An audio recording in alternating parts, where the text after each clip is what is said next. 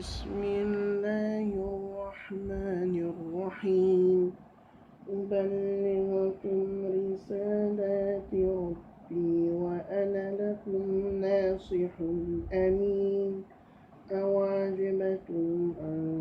جاءكم ذكر من ربكم على رجل منكم لينذركم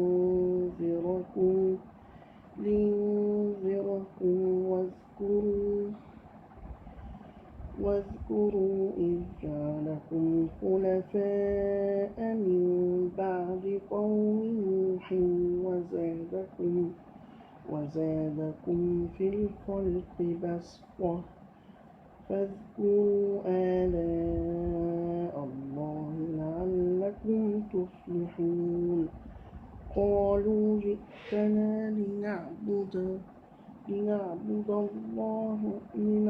الله وحده